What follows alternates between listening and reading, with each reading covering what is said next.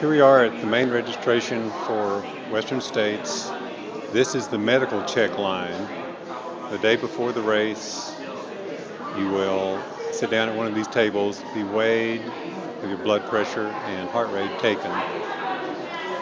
A team of volunteers, there's got to be 200 people here helping the 460 some odd runners get through this process.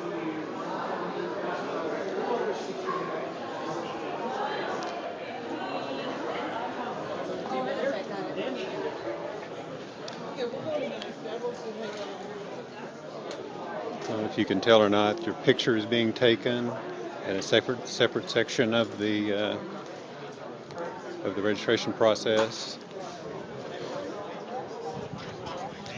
The beginning of the registration process is actually right here, and you start with picking up your goodie bag. And this year we had a very nice hydration pack, as this lady is carrying, a shirt and a long sleeve jacket, cap, and various other assorted things. It's easily the best goodie bag of any race. And then various vendors have booths set up if you want to talk to them about specific products. So this is basically going to be the start. Tomorrow morning at 5 o'clock, we'll line up behind this sign. If you can see the clock, it's counting down. It's now 16 hours and 58 minutes before the start at 5 o'clock in the morning. We will start by going up that hill, which you can probably barely see from the camera. A road that's used as a service road for the ski lift. This is actually a ski resort. As you can tell, here are the gondolas and ski chairs. So we will end up at about an hour after the start. We'll be at the top of that snowy peak, and that will be the high point of the race.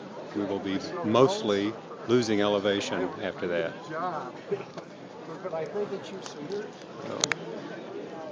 Next thing up is the briefing.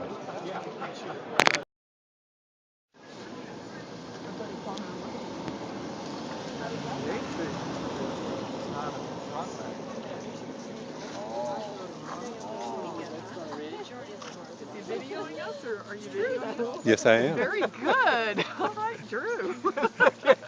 And he is proud of it too. I cleaned that lens right off. So we're discussing the fact that Peachstone was a mistake or a drop bag error. Yes, some of us didn't even make a Peachstone bag, doubting its very existence from the beginning. Oh, well, some of us are a little more experienced at this, can anticipate such things, but I'm a rookie. So he's mocking you. Yeah, he is mocking me. This is the drop bag location for Western States. They have a street. They have aid stations set up by name and in order. You have to put your drop bag in the right pile, and it has to be small. It has to fit into this opening, 6 by 8. Most people's do, some people's don't. So this is registration day. I have registered. I'll show you that line in just a minute. And this is the second of 3 things I have to do today. I have a briefing coming up after this. Okay, we're a few minutes ahead of the opening of the mandatory briefing. This is the last thing we have to do the day before the race. And you're seeing the runners are starting to gather. A lot of them have their pacers and crew with them. They will tell us in this meeting about any course changes.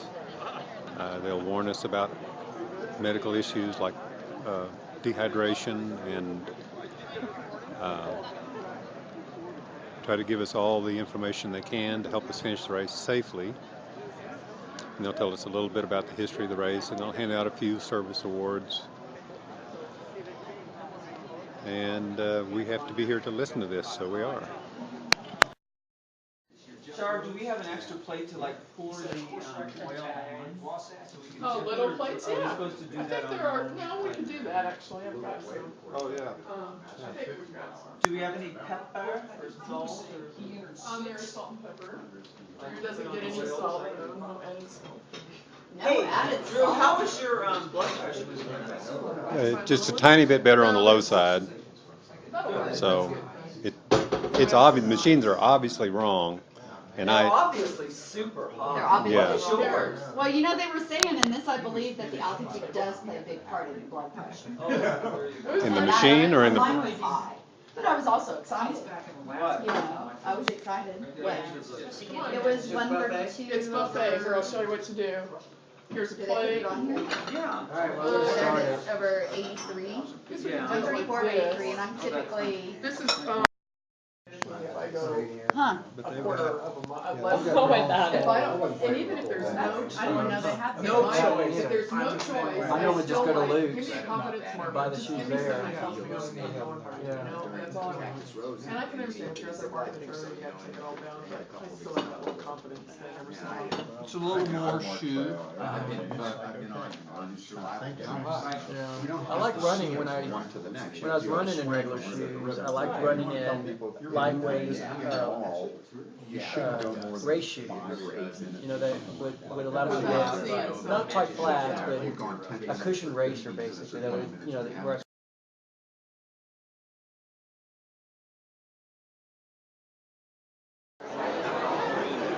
here we are at the Vermont 100 registration and pre-race briefing. There's a lot of folks here kind of late in registering. They were supposed to have gotten all this done by about 10 minutes ago. But they're getting weighed and the blood pressure taken over there, getting the bib numbers.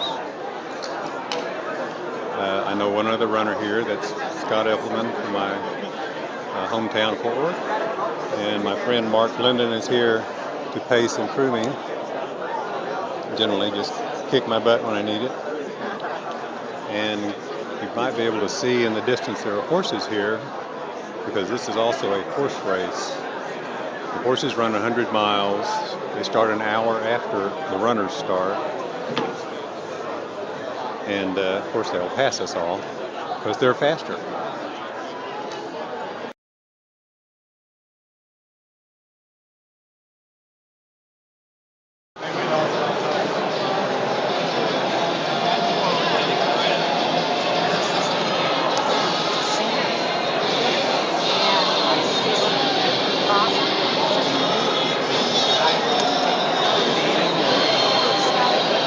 What a race registration looks like when there's 781 runners starting the race.